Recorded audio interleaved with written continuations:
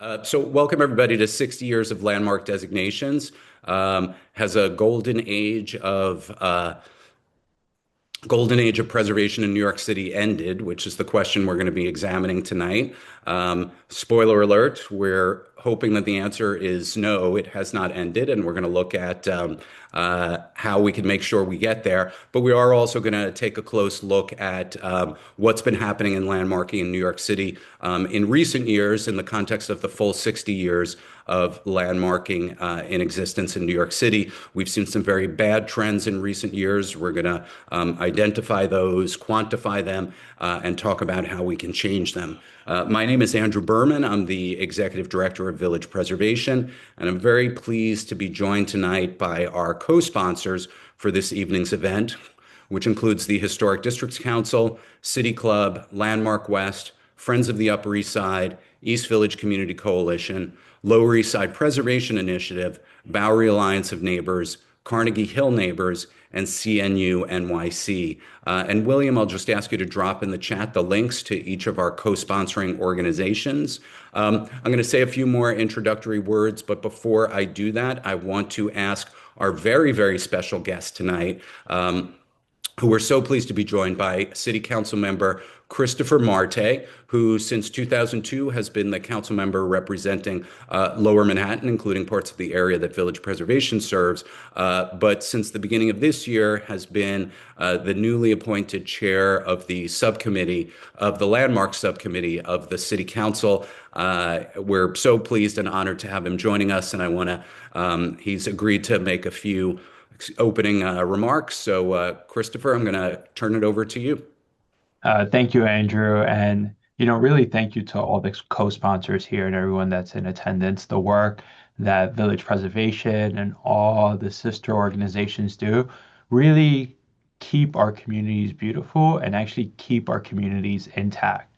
There's a lot of examples here locally, whether the work Lesby, Lower East Side Preservation Initiative, have done with neighbors Norma Ramirez to save St. Mary's Church on Grand Street, or the work Andrew and his team has done with community member Summer Omar on the West Side to save Tony Dapolito Recreation Center.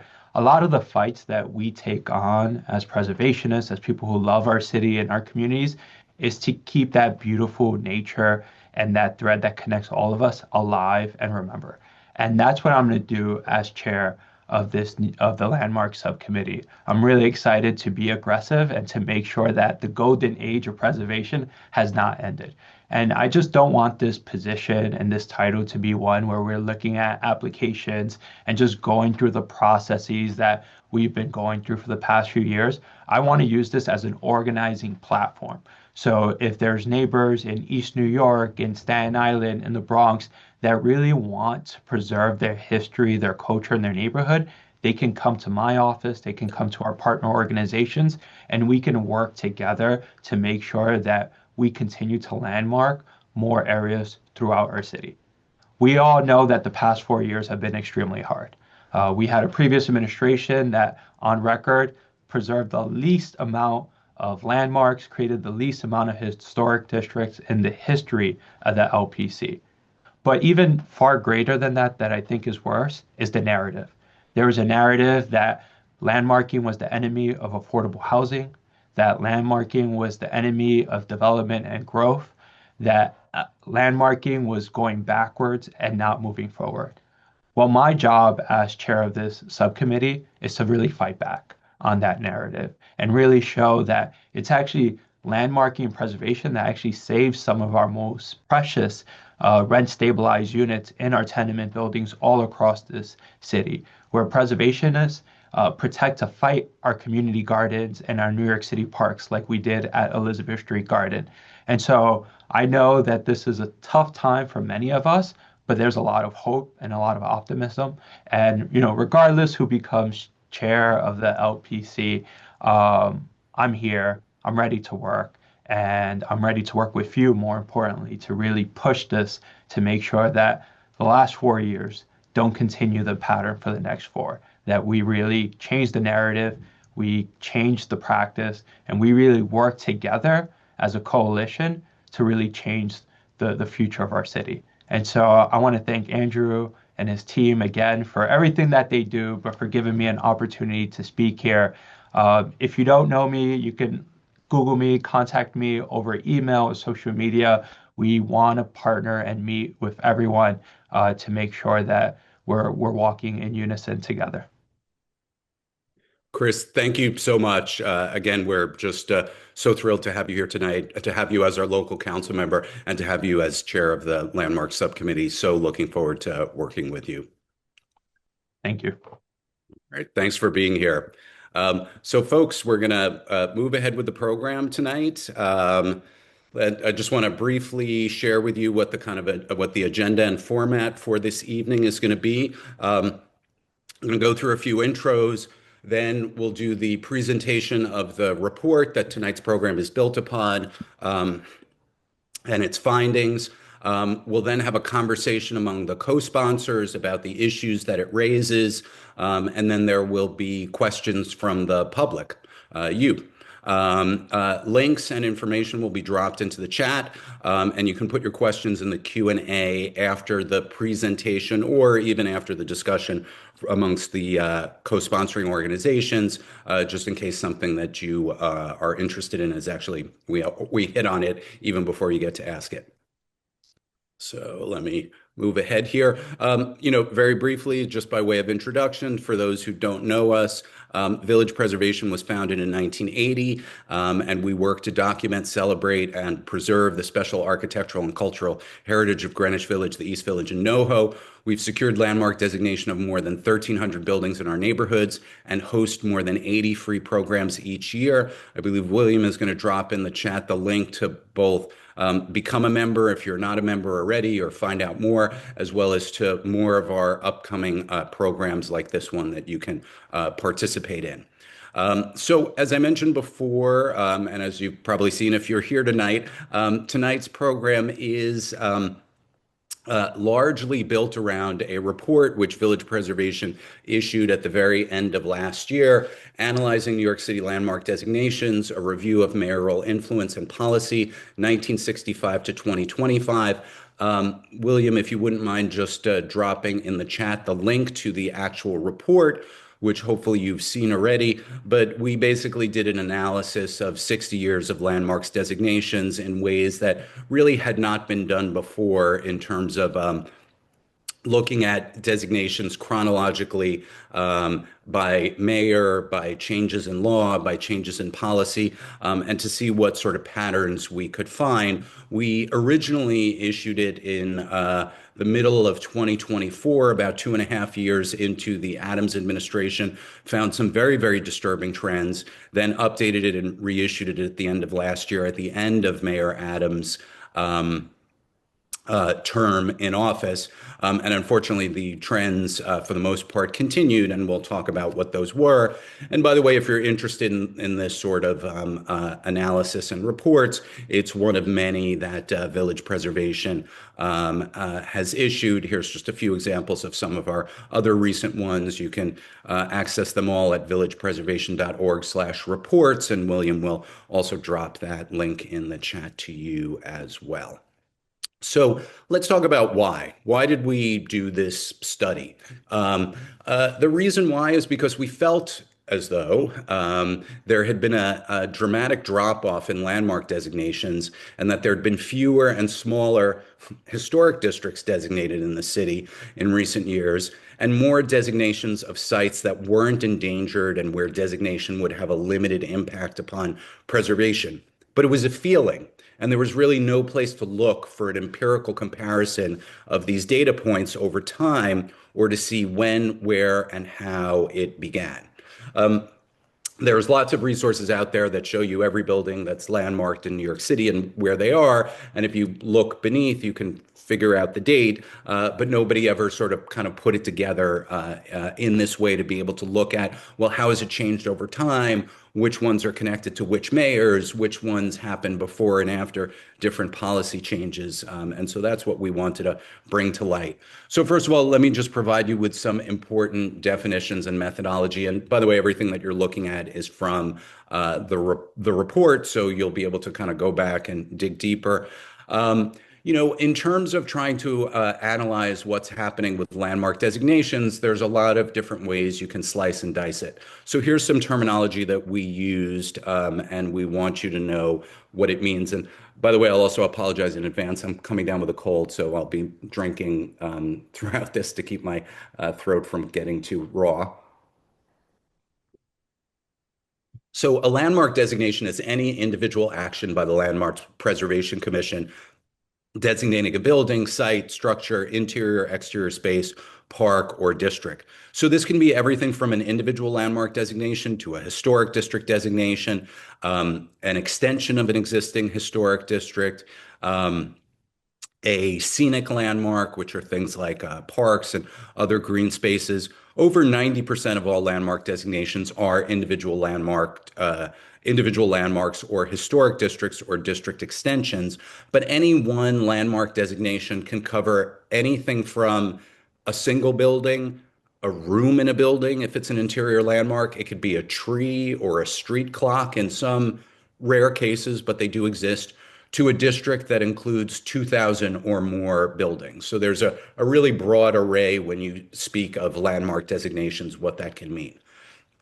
So, speaking of historic districts, for the purposes of our analysis, we considered both historic district and historic district extensions as a historic district. So, for example, the Greenwich Village Historic District in 1969 counts as a district, as does the first extension in 2006 and the second extension in 2010.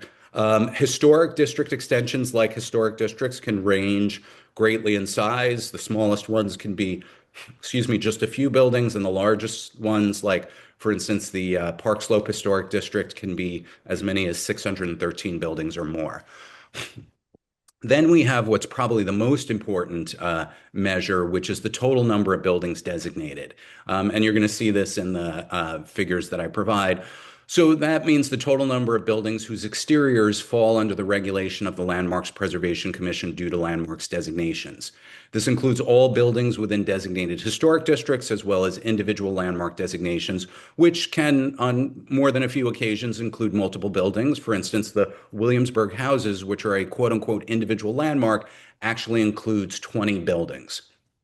When we count buildings designated for the purposes of this, we didn't include buildings where it's only an interior landmark, which is typically something like a room. We didn't count a park as a building, or a graveyard, or a cemetery, or an archaeological site, of which there's a few.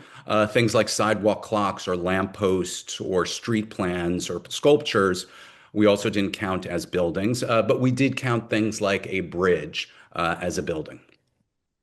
So just to give you a sense. All right, so let's get into the findings here. We analyzed landmark designations by a couple of factors. One is, who was the mayor and how did this change as mayors changed? How did the law change, and did this not affect what was happening with landmark designation? And then changes in policy. So let's get into it. So first of all, whoops, let me go back.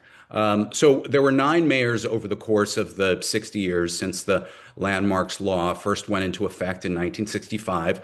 Robert Wagner, he's unusual in terms of the study because he only overlapped with the landmarks law for 6 months, although he did a lot in those 6 months. For everybody else, it was during the entirety of their term in office, although those terms in office ranged from 4 years to 12 years.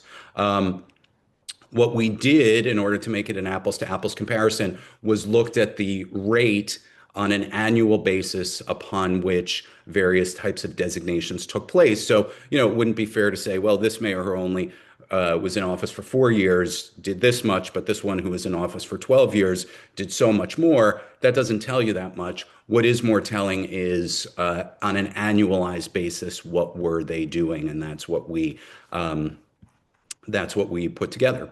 And so here is one of the graphs we created that shows visually a comparison between all of the mayors over time and at an annual rate of their designation activity.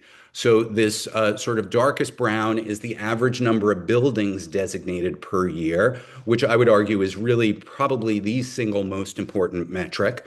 The orange is the number of landmark designations per year. But again, keep in mind that landmark designation could be anything from a tree, a clock, an individual building, a room in a building, to a district of dozens or hundreds or even a couple of thousand buildings. So there's a lot of room within that. And then because something like 80 or more percent of all buildings that are landmarked through historic district designations. This sort of bluish color here is the average number of historic district designations per year under each mayor. Now, what we found empirically is that under Mayor Adams, fewer landmark designations took place per year than under any other mayor, and that is by far. Again, if you well, I'm going to drill down a little bit deeper into this in the charts that move ahead. So this shows the number of buildings designated per year under each mayor. And as you could see, the numbers went up and down. There was this huge initial burst under Wagner. By the way, since Wagner was only in office for 6 months, this is actually double the number because we made it an annualized rate that he actually landmarked. He landmarked a little over 1,400 buildings in those 6 months. For everybody else, so Lindsay, who was in office for 8 years, over the course of his 8 years, something over 8,000 buildings were landmarked. So you can see there were some ups and downs, and kind of a relative average here that most mayors came pretty close to until Mayor Adams. Mayor Adams designated 75% fewer buildings per year than his predecessors taken as an aggregate. So many fewer, even than his immediate predecessor, de Blasio, Bloomberg, certainly than Dinkins, as well as even Abe Beame, who was trying to save the city from bankruptcy, had time to do more landmark designations than Mayor Adams did. So this is looking at the number of landmark designations per year. Again, it's a little bit of an odd metric because it can be so varied in terms of what that includes. But here as well, you can see Mayor Adams is by far an outlier in that regard. His number of designations annually are down 70% compared to the aggregate of all of his predecessors on an annualized basis. And then looking at historic districts, so the number of historic districts he designated annually were down about 35% compared to his predecessors, which you might say, and so he's at the bottom right there with Beame. You might say, well, that's not that far off, that he's not that much of an outlier. But what's very important is to then also look at how big were those historic districts, because that's what really matters. A historic district could be a handful of buildings or 2,000 buildings. And so in addition to his number of districts being down by over a third compared to his predecessors, the size of his historic districts were 63% smaller than those of his predecessors. Putting those two numbers together, that means that under Mayor Adams, 85% fewer buildings were designated via historic district designation than his predecessors. And you can see the sort of a median line here that illustrates that. This from the report is also just another illustration of that phenomenon. The orange is the average number of buildings in historic districts. You can see he's lower than all of his predecessors. These here are the largest historic district that each one designated. Adams' largest historic district, which was Willoughby Hart, is smaller than the average historic district of almost every one of his predecessors. And so then I just thought it would be useful to show a couple of concrete illustrations of this phenomenon. So this is the city's very first historic district designation, Brooklyn Heights in 1965, 1,373 buildings. We have the Greenwich Village Historic District, the city's largest single historic district at 2174 buildings in 1969. Just using a few other representative examples from across the city, Jackson Heights in 1993, just under 700. Central Ridgewood in 2014, a little over 1,000 buildings. Clinton Hill at Brooklyn, also just under 1,000 in 1981. Fort Greene, 844 in 1978. The Grand Concourse, this is a little deceptive. The Grand Concourse Historic District, which, while only covering a relatively small portion of the very long Grand Concourse, actually covers a lot of territory. These buildings tend to have huge footprints. They're very, very large buildings. So there's only 80 buildings in it, but it covers a lot of territory. If this were, for instance, Greenwich Village or Fort Greene, there'd probably be a good 10 buildings within the footprint of this one building. So some other examples of the way we used to do things with historic districts: Hamilton Heights, 208 buildings in 2000. Mount Morris Park, also in Harlem, 265 buildings in 1971. Now, these are the more recent designations, or some examples of them, under Mayor Adams. The Cambria Heights 222nd Street District doesn't even cover both sides of a full block, 40 buildings. Melrose Parkside in Brooklyn, 39 buildings. So a pretty dramatic change in terms of what happened under our most recent mayor compared to his predecessors. Now, if you listen to the you could say propaganda coming out of the most recent administration in relation to landmarking, their story, where they would say that this really is more about a change in emphasis than a change in activity. We're looking at parts of the city that were previously underserved. So we decided to take a look and see, is it simply that landmarking is just happening in different places than it used to happen in? So we did an analysis by mayor and geography to see if that was the case. This rather complicated looking graph, which I'm going to break down into much simpler components, tells the story. And the short answer to the question is, it is absolutely not the case. In fact, the reality is that landmark designations were down dramatically in every corner of the city compared to previous mayors. This orange is the outer boroughs, blue is Upper Manhattan. This sort of brownish color is the Manhattan core, which, just go back to the main map. This is a distinction or a geography that the city uses. It's basically the Upper West and Upper East Side down.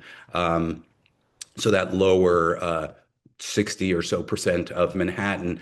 And as you can see, the numbers in all of these categories under Mayor Adams are down dramatically. So here's a close-up. This is the aggregate of all mayors prior to Mayor Adams, and Mayor Adams in terms of the number of buildings designated per year on an annual basis. So in the outer boroughs, let's just go to the next slide. It went from 403 to 153, so that's down 62%. In Upper Manhattan, community boards 9 through 12, so Harlem, Hamilton Heights, Washington Heights, East Harlem, it went from 39.1 to 0.5, down 99%. And in the Manhattan core, it went from 216 to 2.5, also down 99%. So really across the board, clearly Manhattan got it way worse.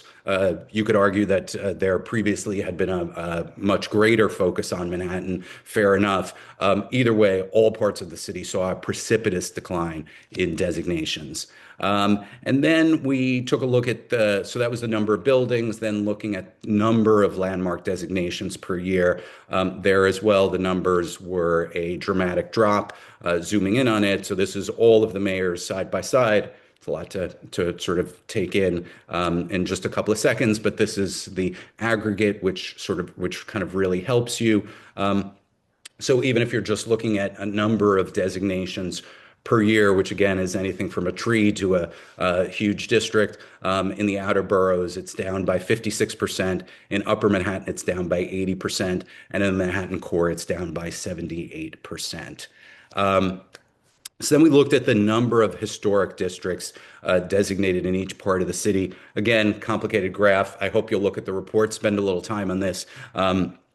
It'll you'll giving it a little bit of time, it will the information will be apparent to you. But here's kind of one of the big takeaways from this, which is that during Mayor Adams' entire tenure, no historic districts were designated anywhere in either the Manhattan core or Upper Manhattan, and that he was the first mayor in history for whom this is the case. The only exception is Mayor Wagner. Again, he's a sort of special case because he only overlapped with the landmarks law by 6 months.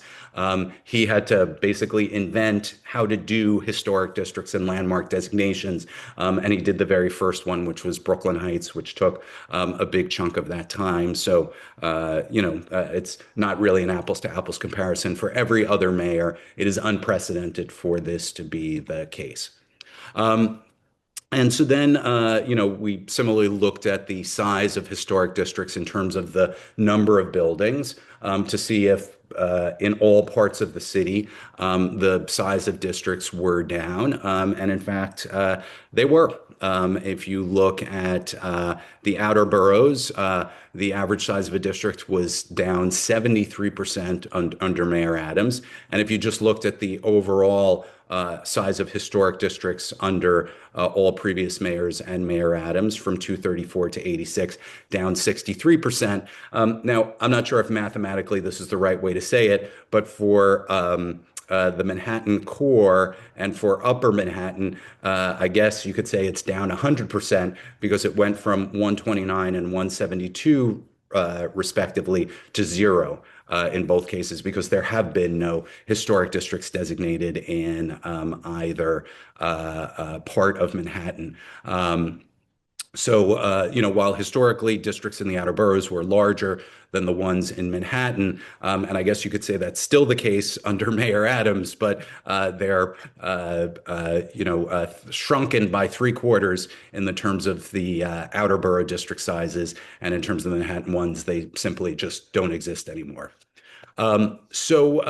We're not going to completely move away from mayors, but I wanted to also show you what we found in terms of changes in law, because one of the questions that we had was, well, did the law change in ways that might have been responsible for some of these changes we're seeing in terms of designation activity? And if so, what were they?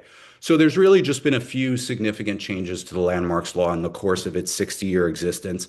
And the first one was in 1973. That, for the first time, allowed the commission to designate interior landmarks as well as scenic landmarks. It also allowed the commission to consider designations on a more rolling basis.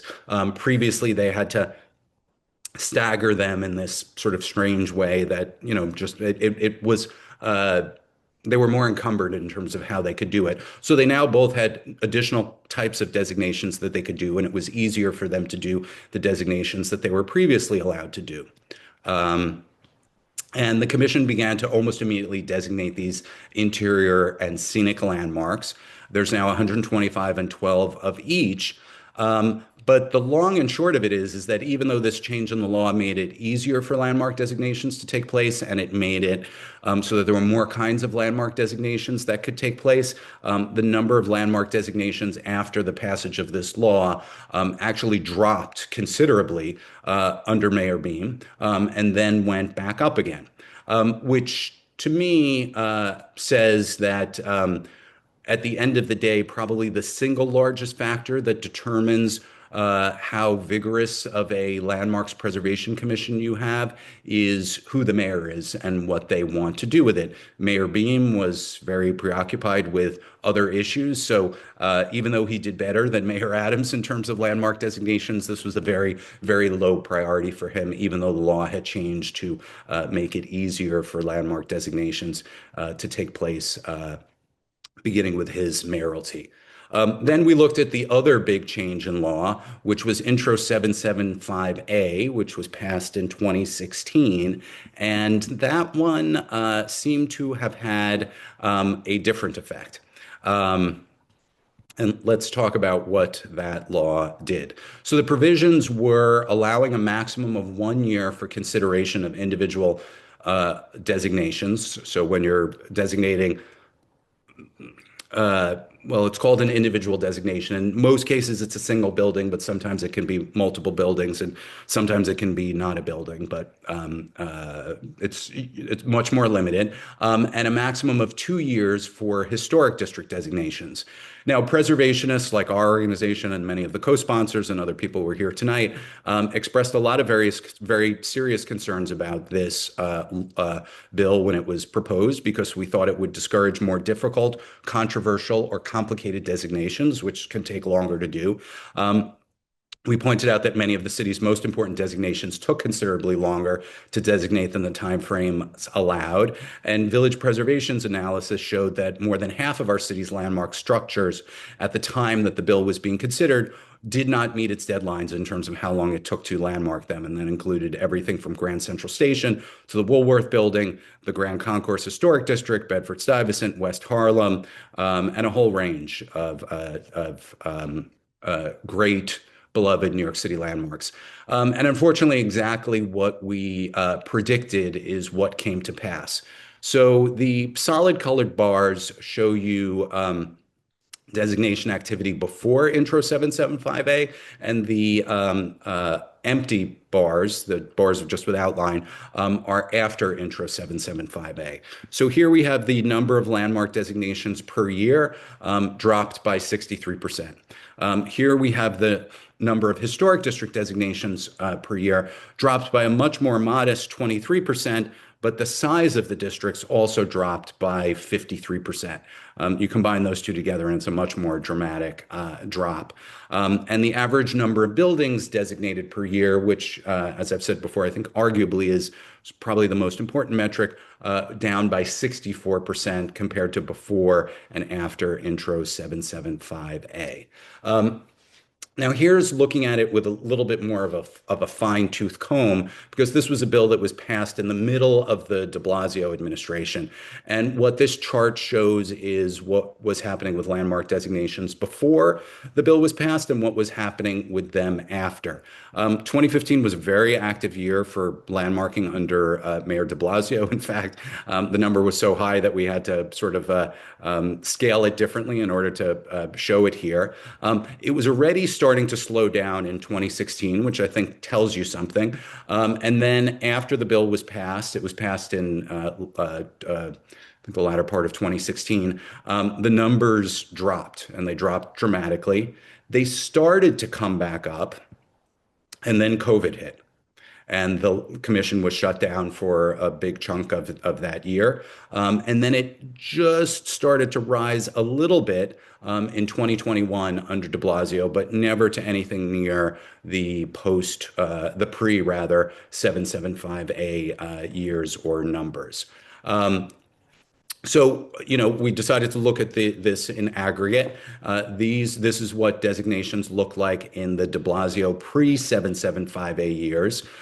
This is what they look like in the post-775A years. And even if you factor out 2020 COVID, the commission being shut down for several months. So we say, all right, you can't really hold 2020 you can't hold Intro 775A responsible for what happened during the COVID shutdown. So even if you take 2020 out of the factor, you can out of what you factor in, there's still a really dramatic contrast between the pre-775A years and the post-775A years.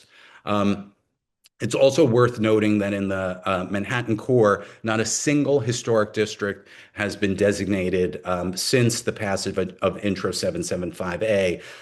The last district that was designated in the core, the Sullivan-Thompson Historic District, in December 2016, was set in motion prior to the passage of the law, and it actually required the local council member to more or less force the hand of the mayor in terms of it being passed, making a rezoning deal contingent upon including it. So here is some thoughts about what appear to be four main factors that account for the dramatic drop in landmark designation in recent years. I think far and away the most important thing is that we have mayors who, especially with Mayor Adams, and increasingly we saw this with Mayor de Blasio, who were hostile to or disinterested in preservation. We saw an increased influence of pro-deregulation policies and real estate and the influence of the real estate lobby in recent administrations. The two are tied together. Intro 775A, which clearly made larger and more complicated landmark designations more difficult. I should also say more controversial ones. And then finally, the COVID-19 shutdown, which required vastly reduced action by the Landmarks Preservation Committee for a period of time, which was then followed by a choice to make that slowdown the new normal rather than to return to pre-COVID standards. And I'll illustrate that. These are just two pieces that are taken from our report. So during COVID, the shutdown year, there were 110 buildings designated as landmarks, four landmark designations, two of which were historic districts. That's not much different than what was the collective average on an annual basis under Mayor Adams. So after the COVID shutdown was entirely over, barely more buildings designated per year, actually fewer historic districts on average designated than there were during the COVID shutdown year. Slightly more landmark designations, but not a huge amount more. So basically, what we saw happen under the Adams administration was the COVID shutdown lows became the norms for landmark designation. The last thing that we wanted to look at in terms of sort of slicing and dicing and seeing what sort of impact it had was policies. And in January of 2021, the Landmarks Preservation Commission adopted what it called its equity framework, which, as they said, was intended to ensure diversity and inclusion in designations and to make sure that we're telling the story of all New Yorkers, with a set of priorities to ensure more equitable representation of our city's diverse history through our designations and ensure the geographic diversity of designations. Now, interestingly, in spite of that claim, perhaps somewhat surprisingly, by most measures, designation activity of the commission has actually declined in the outer boroughs and upper Manhattan since the adoption of the equity framework, and rather dramatically so. And let me show you. So here's what the commission was doing in terms of number of landmark designations in the pre-equity framework years in the outer boroughs, in upper Manhattan, and in the Manhattan core. Here's what they were doing in the post-equity framework years. Outer borough designations down 62%, upper Manhattan designations down 80%, Manhattan core designations down almost 80%. Looking at number of buildings designated per year. Now, this is interesting. So in terms of the outer boroughs, the number of buildings designated per year is down 70% post versus pre-equity framework. In terms of the Manhattan core, it's down 99% post-equity framework, comparing the two. Now, it's worth taking a close look here. The numbers are up modestly in terms of the number of buildings designated in Upper Manhattan, but it's worth pointing out that that's because of the Dorrance Brook Historic District, which was initiated before the equity framework was ever adopted. But it just so happened that, most historic district designations take several months at least to occur. So it was voted in after the equity framework was adopted, and that accounts for almost all of the buildings in the Upper Manhattan designations. Had Dorrance Brook not happened, or if they had gotten it done a little more quickly and it hadn't happened after the equity framework was adopted, if it had happened before rather than after, this number here would be 0.8, and the number of designations would be down by about 98. Number of buildings for Upper Manhattan would be down by about 98%. And here's just another way of looking at it in terms of the size of historic districts, the number and size of historic districts. You can see down in the outer boroughs, down as far down as you can go in terms of the Manhattan core. In terms of the upper Manhattan, it is up slightly, but again, that's only because of that one historic district, which was initiated before the equity framework was even adopted. Factor that there hasn't been a single one since then. Factor that out, and the numbers for upper Manhattan are equally pitiful. The last aspect of this that I want to look at, and then we're going to turn to our conversation, is the choice of designations that have been made in the last several years. As mentioned at the beginning, it felt as though the commission was increasingly choosing sites for designation where they were overlooking buildings or districts that were facing some sort of immediate danger or were threatened, or even if it was a sort of reasonable theoretical threat or an actual imminent one, and instead going much more frequently in these very small number of designations that they were doing for what were largely symbolic ones or ones that had greatly reduced regulatory power in a lot of the cases. So just to sort of put a finer point on that. So in recent years, so we looked at what those designations were, and specifically we found that frequently they were landmarking buildings that were already landmarked, typically individual landmark designations of sites that were already designated as parts of historic districts, a practice that only began in 2015. Designating sites that were city owned, and therefore, on the one hand, the city already had the power to ensure their preservation without landmark designation. And then on the other hand, somewhat paradoxically, by virtue of being city owned, the commission's oversight of the property can be somewhat blunted and its regulatory decisions more easily influenced by the mayor. So again, landmark designation having less potential impact. City parks, which are city owned and which, in addition to the above conditions, by virtue of state law, are already protected from loss or compromise. Not saying that there's no value in landmarking a city park. I think we're all very grateful for the ones that are landmarked, but here as well, in many cases, much less of a regulatory impact than many of the other kinds of designations. Cemeteries were suddenly popping up very frequently, which is a result of a variety of existing regulations, or are already, in most cases, not all, but most cases, encumbered and therefore difficult, if not impossible, to destroy or remove. We saw a lot of interior landmark designations in recent years, which have much more limited regulatory applicability than other types of designations, and which, by virtue of recent court rulings and actions of the commission, interior designations may be made inaccessible to the public and therefore basically nullify the interior landmark designation. So it becomes almost the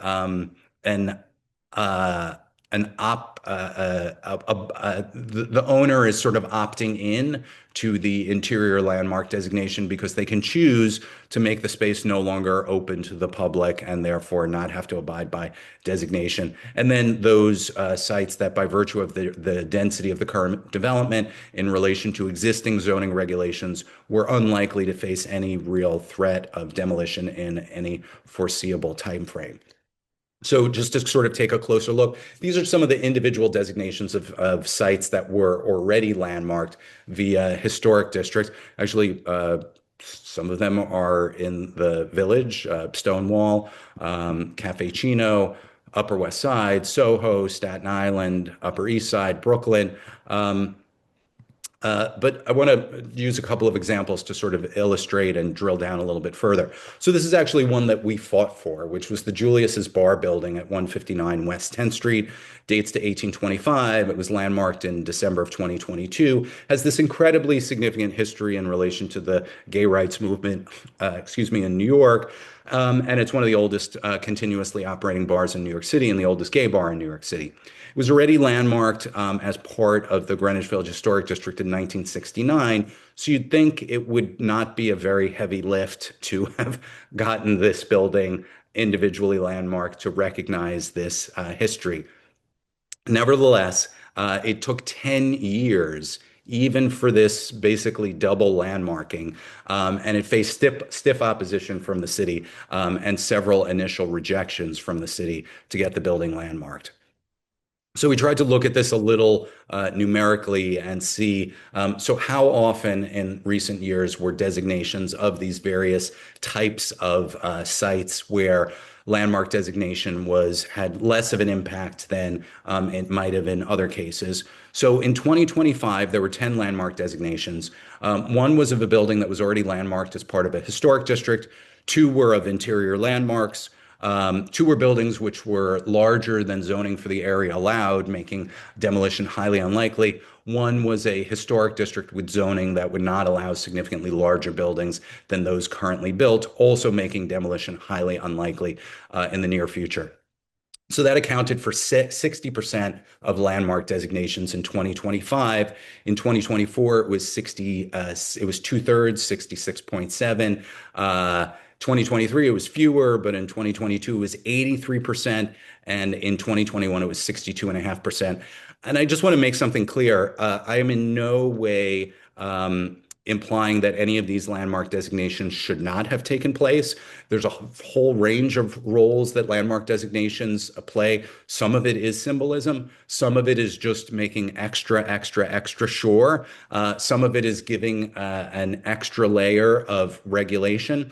None of these designations are in any way a problem. The problem is that the city appears to be increasingly only doing these sorts of designations only where, or in a very, very large majority of cases where the designation is arguably symbolic, has little regulatory power, is a building that doesn't face any threat, while ones that are facing threats are being overlooked.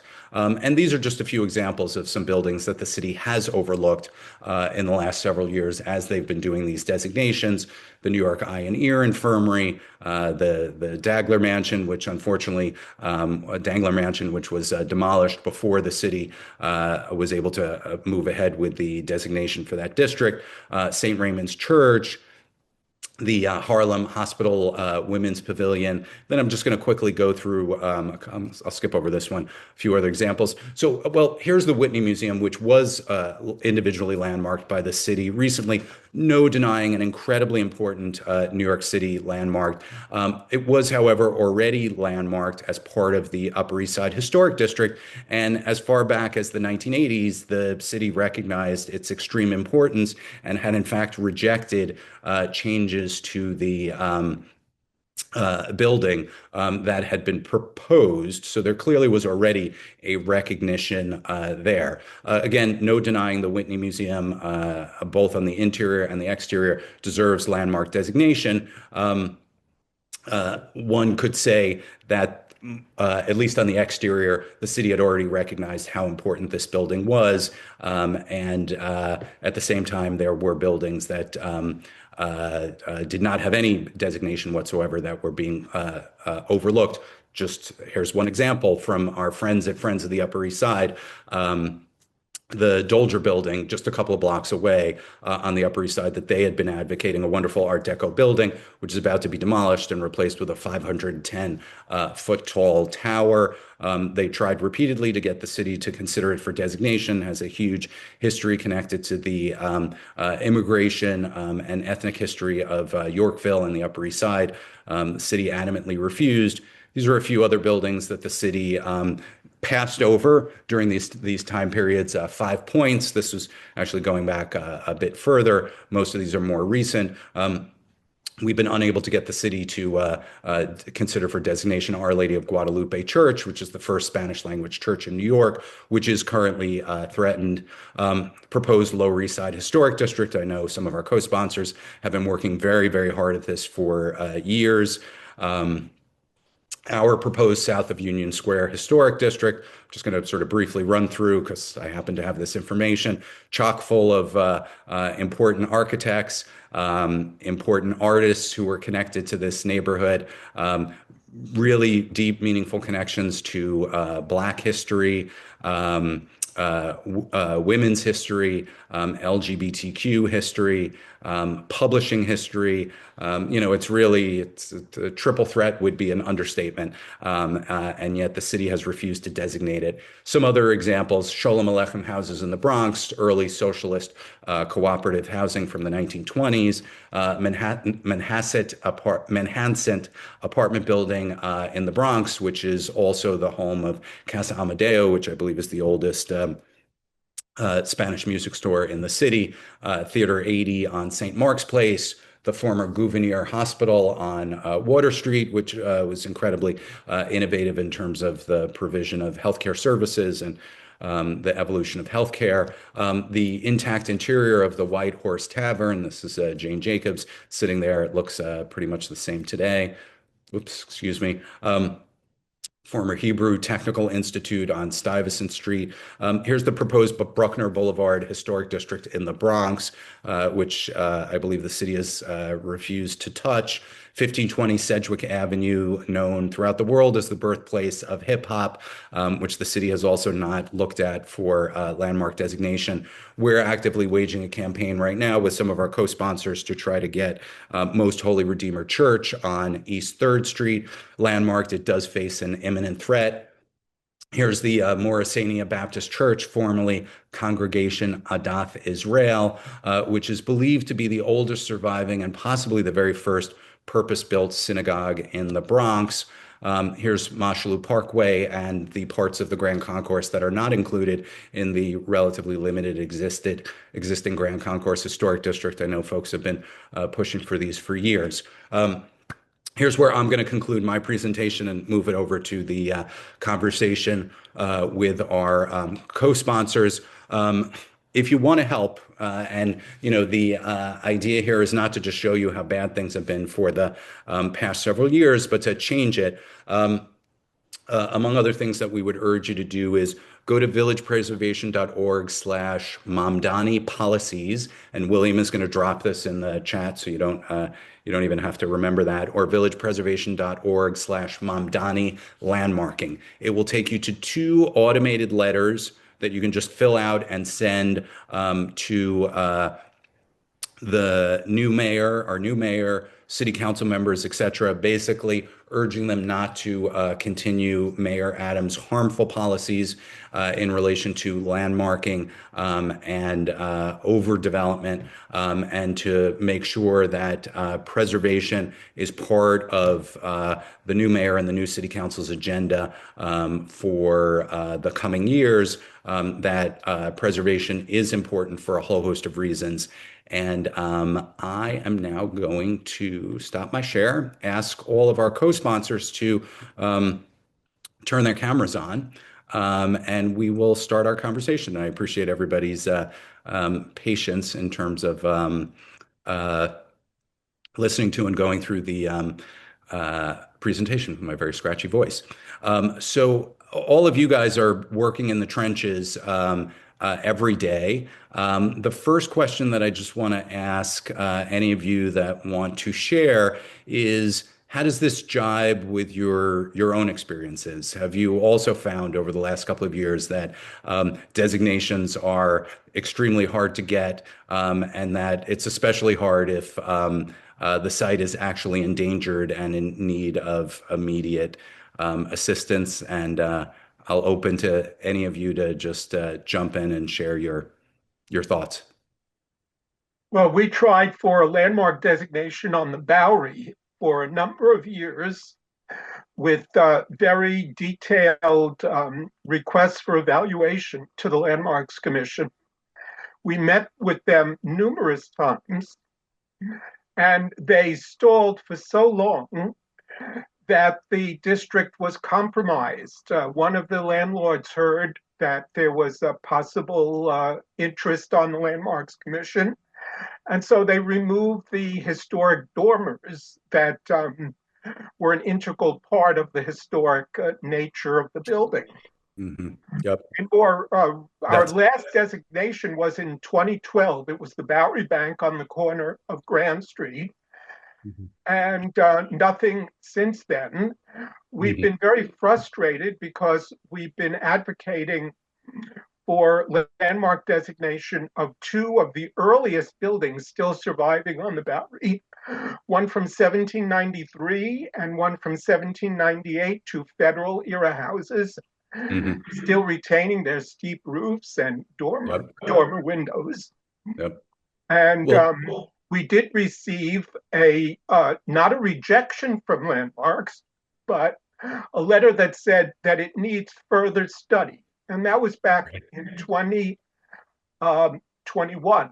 So right. 4 years later, we're still waiting for that study. Mhm. Right. Mitchell, by the way, Mitchell is representing Bowery Alliance of Neighbors. Thank you so much. It's I think, a really good illustration. I'm sure there's other folks here who may want to chime in with their own experiences, either similar or different in terms of what you've experienced in recent years. Yeah, I have to just jump in after Mitchell's mentioning of 2012 because I was straining to think of the last time anything, especially I'm with the East Village Community Coalition, especially since anything in the alphabets was landmarked. When we look at the landmarks map, you'll see something that looks very similar to the graphs that Andrew shared earlier, where there are clusters of magenta dots and splotches all over that kind of fall off into nothingness the further east you go, and into the Lower East Side. So I was thinking of the in 2019, we went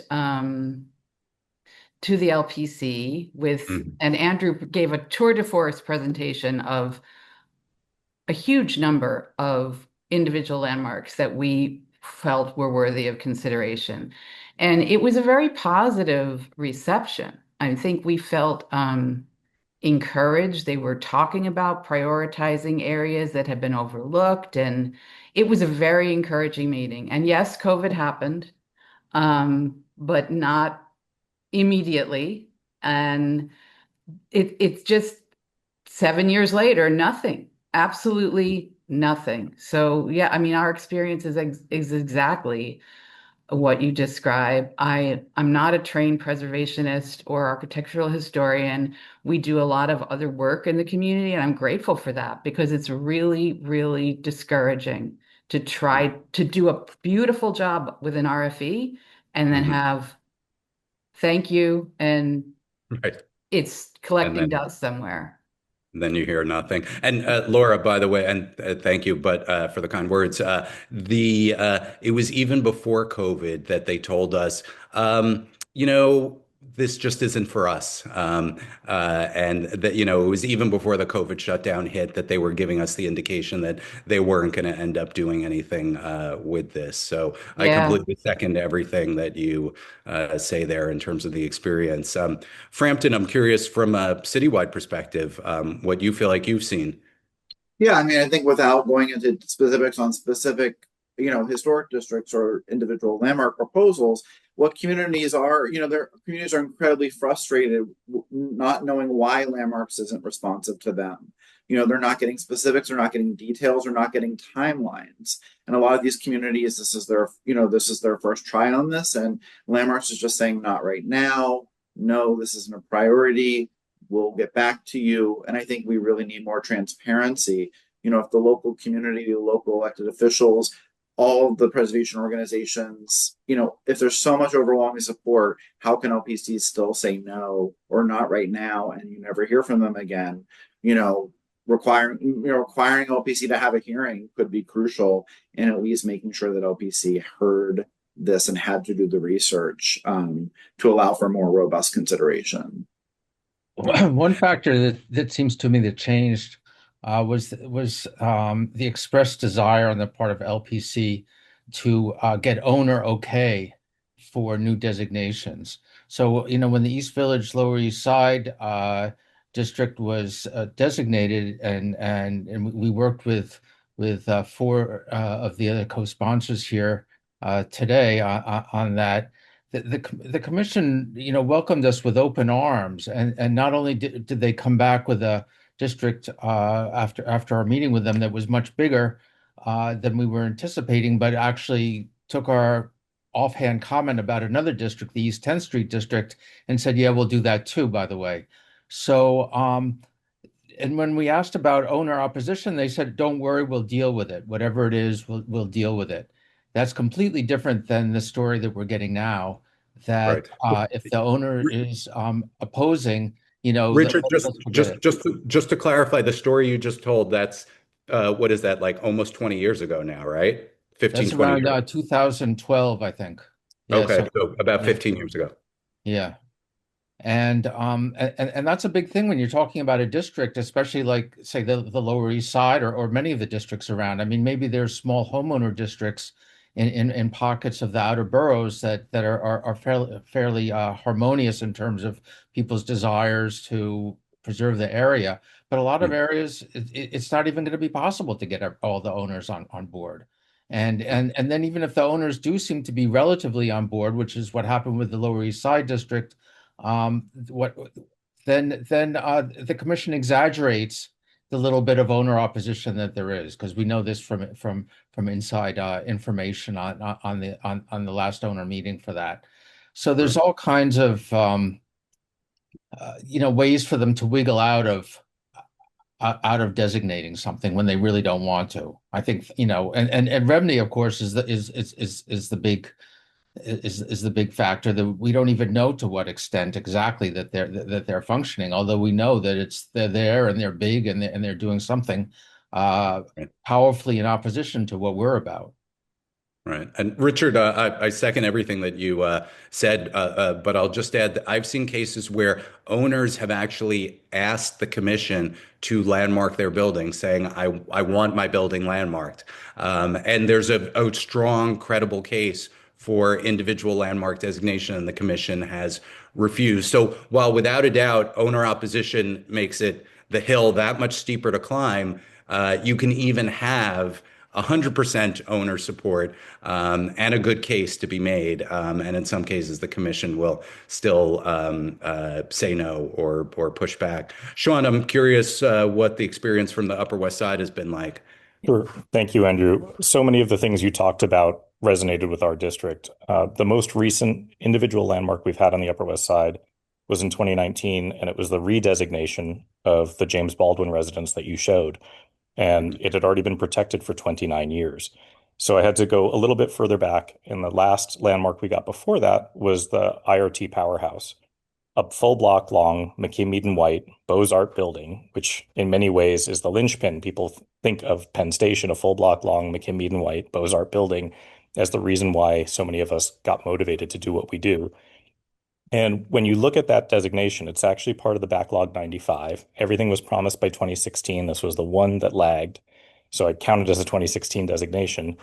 And it actually is very atomized. It splits off a later McKim-Eden White edition, and it is written in such a way that allows the owner, Con Ed, to make drastic changes without approval in case of emergency, in case of safety, in case of X, Y, and Z. So we are seeing that every designation report is being written more specifically with these get out of jail free notions within it. Mhm. And that's obviously concerning. Yeah, that's a great point, Sean. It's something that our report didn't look at all.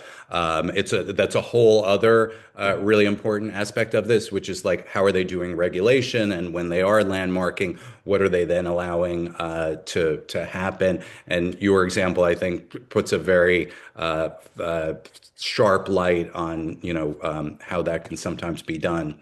Well, I want to shift gears a little bit because I wanted to make sure that our conversation didn't just talk about lamentations about the past, but looking towards the future and how we can make things better. And then I want to make sure we get to some questions from the public as well. So I'm going to pose a question to all of you also, and ask you to also keep it brief so we can hear from the audience. But thoughts about what we do from here in light of this to make sure that the Adams administration doesn't become the new normal. And I'm going to just very quickly to sort of prime the conversation, to throw out a couple of things that I know we're focusing on. One is highlighting the value and importance of diverse histories in terms of landmarking, which we've been doing, as have many of you, for many, many, many years, but I think will hopefully resonate particularly with our new mayor.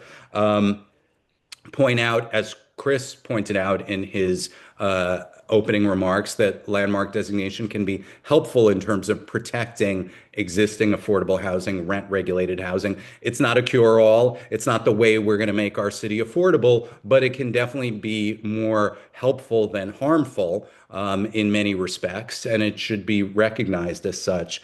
And one of the things that we're sort of pointing to, because I think so much of what we're up against is this idea that really we need to unfetter development in our city as much as possible, because that's going to make everything cheaper for everybody.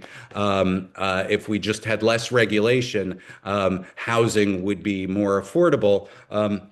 And pointing out the fact that that approach, which is these large-scale upzonings, actually ends up in the destruction of a huge amount of affordable housing, often in these older buildings that are in historic areas. So that's just some of what we're thinking about. I'd love to hear briefly from each of you guys, or whoever wants to. How do we make things better in 2026?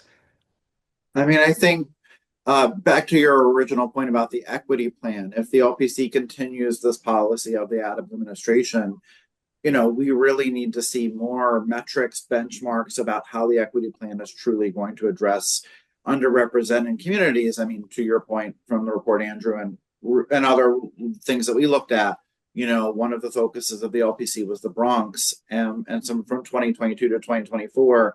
They landmarked 6 sites in the Bronx, including a burial ground and a scenic landmark.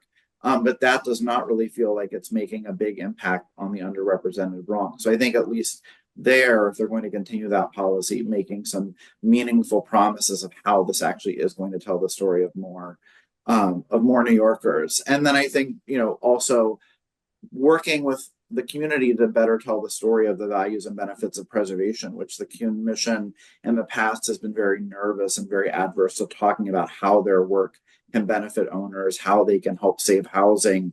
And I know as a city agency, some of that they're not able to do, but last year our report on new construction in historic districts showing how construction can happen there, and the LPC never even acknowledged that we did that report. And so I think, telling their own story better of how they're helping make the city a better place is really important. Absolutely. Other thoughts, Sean? I would just like to echo what the LPC is saying. If they actually say, and they do, that they believe in this equity framework, I would love to see more of that. So far, citywide, there are only 2 NYCHA properties that are purpose-built that are protected. And in our district, we have Amsterdam houses, and we've been begging for it. We have Lincoln Center, which is world-renowned, and it has no protections. And Lincoln Center makes use of the lack of protections every chance they get. We have LaGuardia High School from fame of fame. There's so many worthy sites, and so much of it also they say they want to tell the full story of a neighborhood. The Upper West Side has some of the widest swaths of urban renewal. We have plenty of modern buildings, yet only 2 are protected within historic districts. So there's so much of the Upper West Side story that's being missed. We talk about telling the story of all New Yorkers, telling the story of a neighborhood. We have a big wide swath between Amsterdam and Columbus where there were all the stables. This is where the people who lived on the fancy edges parked their cars, kept their horses. One of them is protected, excuse me. And we're seeing lots of those falling year after year. So we would love to embrace what the LPC is talking about and help tell the full story architecturally, economically, socially across the neighborhood, and work with them to do that. Yeah, absolutely. Yeah, and there's just so many opportunities if they would be willing to seize them. Other thoughts in terms of kind of strategies or approaches to make things better moving ahead? Well, I feel a little bit optimistic, with the new administration coming in, but I would say there's a large dose of nervous pessimism that's counteracting on that. And so I feel that we're up against, the Real Estate Board of New York, and we're up against a press that is not looking favorably these days on landmarking. And I think that along with our efforts to be rational and provide information and try to make a case, for preservation from all the different angles, I think we're going to have to look over the next year or two about ramping up our activism, having more rallies, having more pushing the press to pay attention to us. And actually, I would love to see at some point some kind of a two-prong activism. One is the more calm kind of rallies that we usually do. And then others are like in the spirit of ACT UP and other more radical organizations, still of course nonviolent, and we certainly wouldn't want to be destroying property either, because that's kind of counterproductive for what we're doing.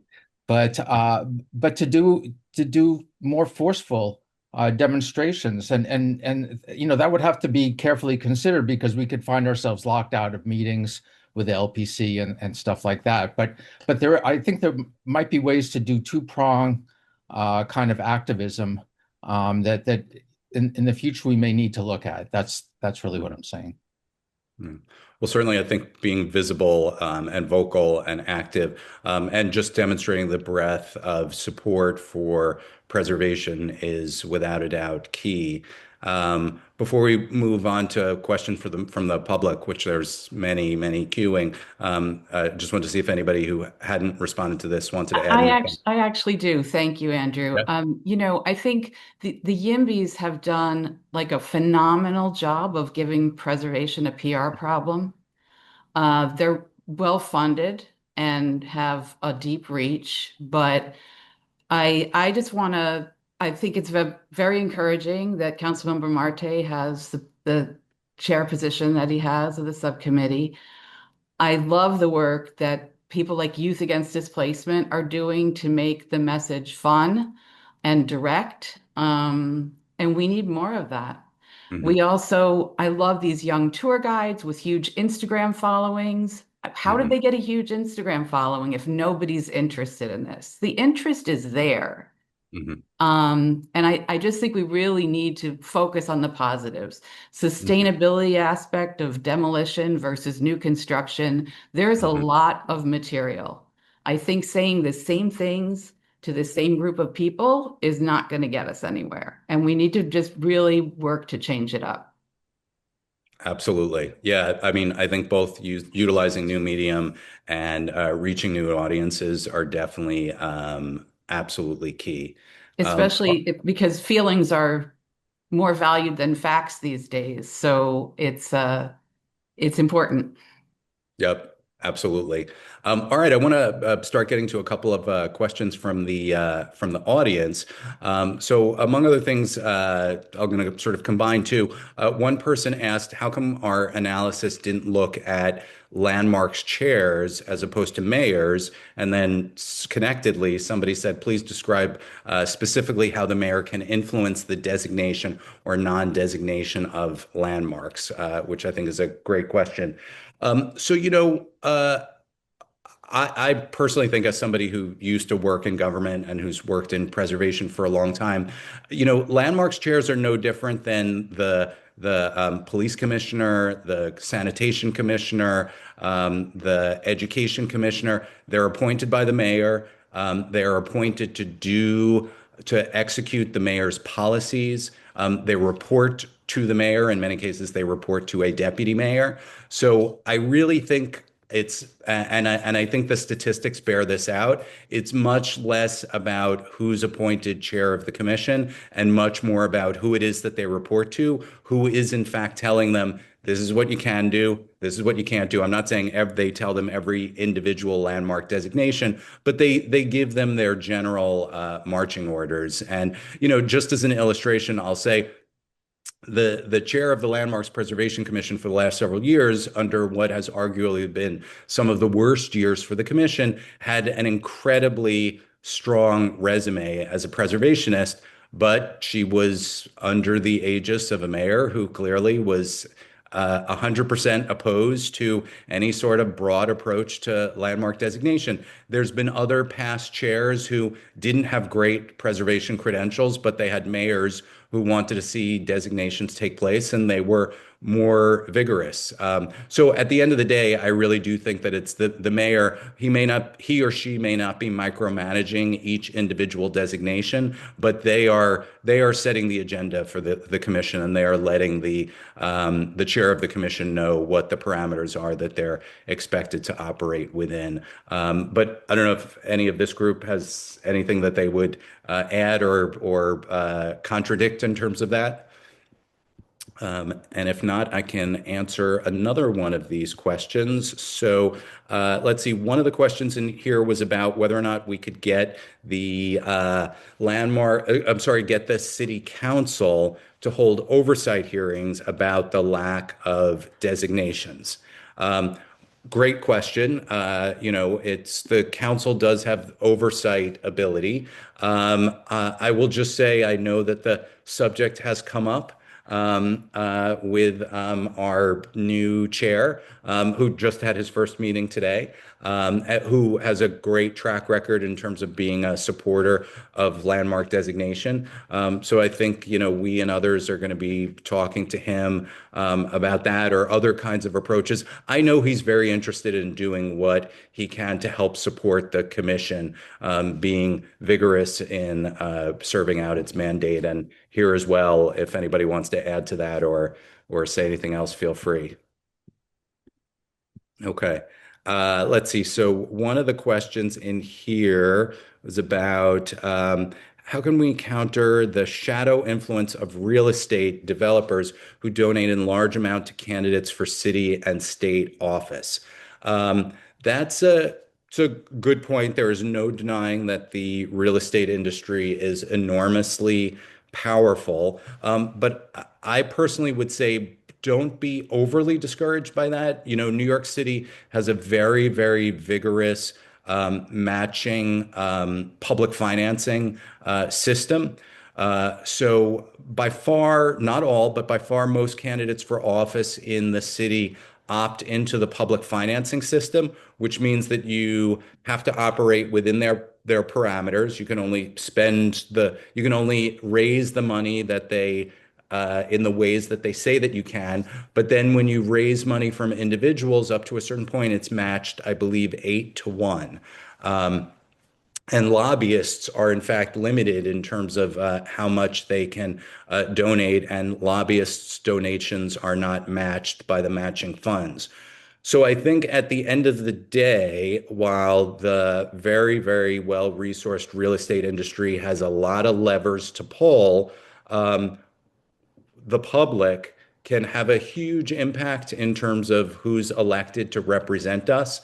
And I think that there's probably more that we can do to make that happen, even within the limitations of all of these organizations here. I believe all are 501c3s, so we can't endorse candidates or tell people who to vote for. But many of us have held candidate forums, done candidate questionnaires, and we really try to make sure that these issues are front and center in the debate around when election time comes. And here as well, do any of you have anything else you want to add in terms of how we can counteract the real estate influence on elected officials? I do think, and there's several questions in the chat about this under the new mayor. I mean, his big push for around affordability and around tenant rights, we could have more alignment there in that historic districts help protect rent regulated units. And, we're aligned in not wanting to see, historic tenements being demolished for larger buildings with fewer units with no affordable housing. And so I do think in those kinds of cases, we may be more aligned with the new administration, regardless of what the real estate industry is hoping for. So I think we should continue to push those narratives that we are aligned, especially in terms of a lot of the affordability agenda.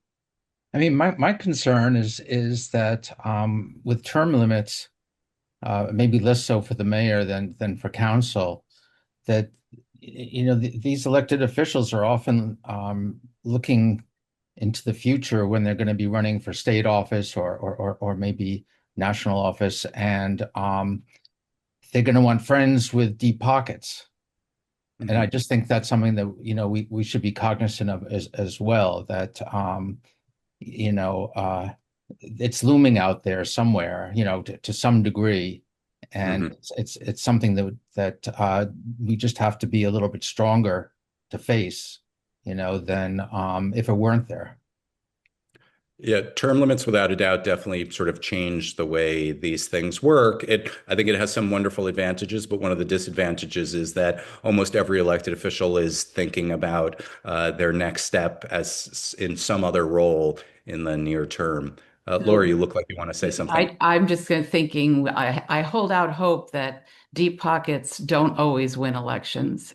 We have a very good And we've recent seen that. example of that, and that Yeah, inspiring the people to speak and embrace what they're interested in works.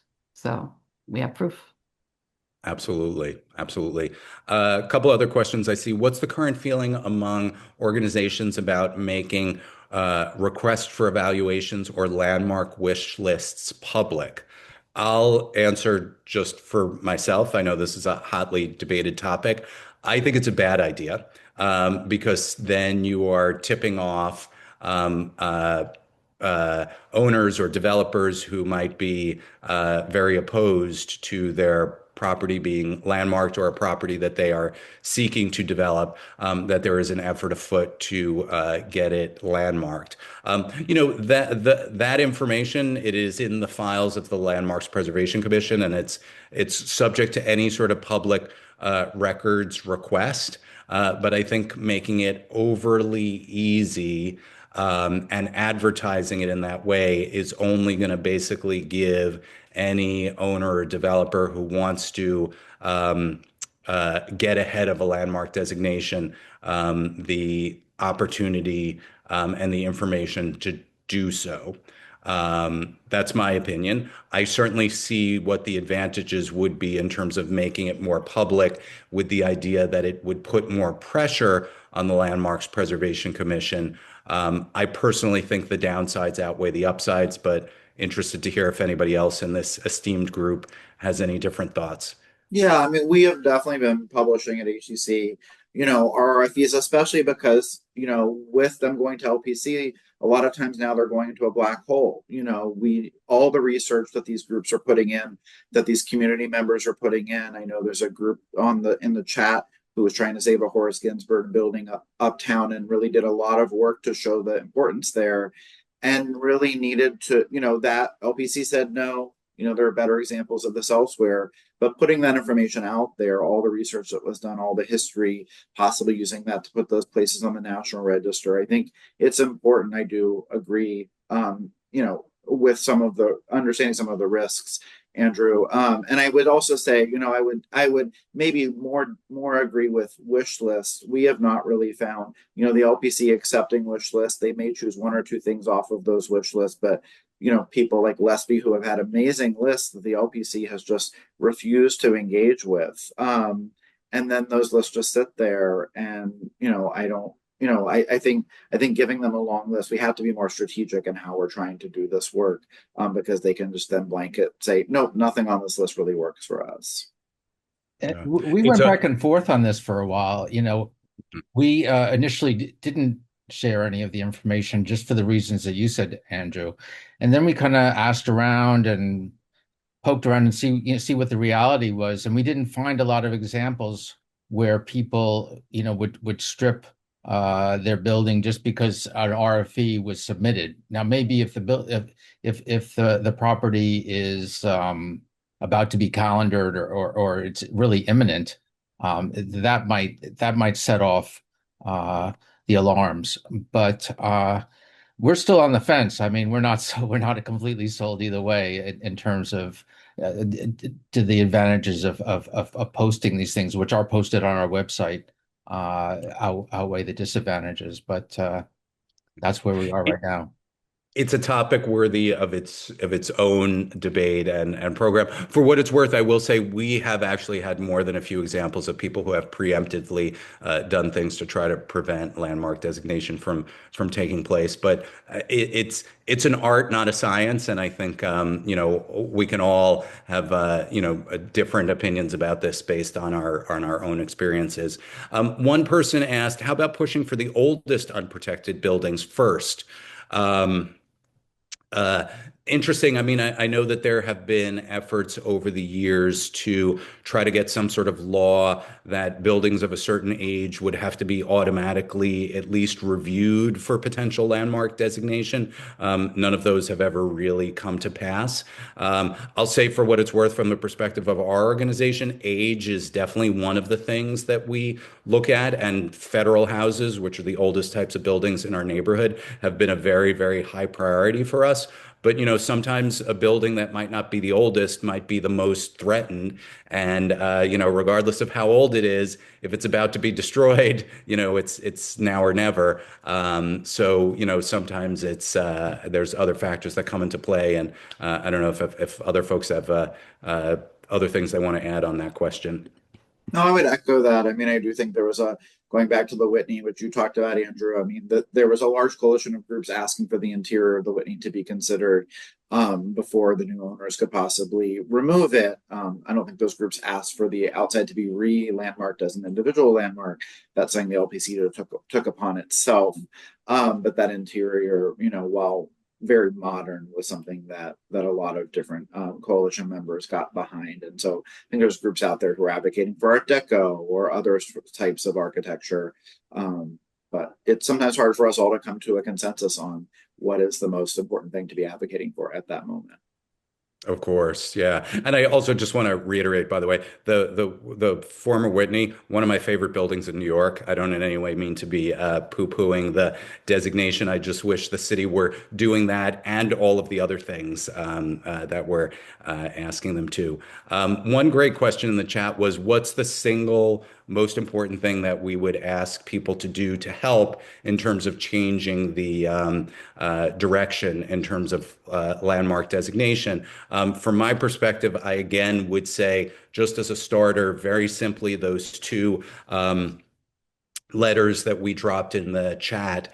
And William, if you wouldn't mind just redropping those links in the chat, it'll go to every member of the city council. It'll go to the mayor. It'll tell them that you believe that preservation is important. It'll also let us know who you are so that we can keep in touch with you about these things as, sort of more specific things develop. And I want to give any of the other co-sponsors an opportunity, if there's anything you would say is the single most important thing you'd ask people to do. I would reiterate that, with the new administration, with new council members coming in, engaging with your local elected officials and your citywide elected officials now, and making sure that they're hearing that preservation is important as the administration is forming its agenda, is really crucial. And HEC will be also doing similar things to village preservation, and just making sure that we're making sure that your voices are heard with those people. Mm-hmm. Yeah, I would also ask everyone to pay attention. I know there's so much being thrown at us in social media, via email, on websites, but there's a lot of good information in the emails that all of our groups send out. And I can just pull my hair out when I read the comments in Gothamist when people are trying to understand what City of Yes is and what they actually just voted for with the ballot initiatives today. So not only that, just try to stay informed, but talk to a neighbor. Talk to a neighbor in the line at Fairway, in your elevator, because so many people are unaware of what's going on, and it doesn't hurt to tell them twice. Absolutely. It's more of a comment than a question, but John Kilcullen from the Preservation League of Staten Island saying that since 2016, Staten Island has had 0 new individual and/or historic district designations. So, again, just sort of kind of further evidence of the lack of actual diversity in terms of landmark designations going on. I think there was one more question in here that I wanted to get to before we wrap up. Should we be emphasizing preservation of rent stabilized and other affordable units in proposing district designation in the Mamdani years? Yes, but we shouldn't kid ourselves.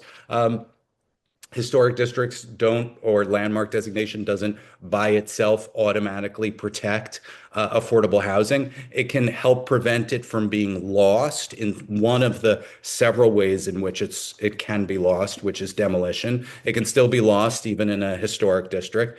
So, we don't want to seem like we don't understand how this works and we're kind of equating one type of preservation with another. But I do absolutely think it's important to emphasize that that can be an important tool to prevent the loss of affordable housing, and the what we're pushing back against, which are often these deregulatory measures to allow as much unfettered development as possible, actually can accelerate the loss of affordable housing.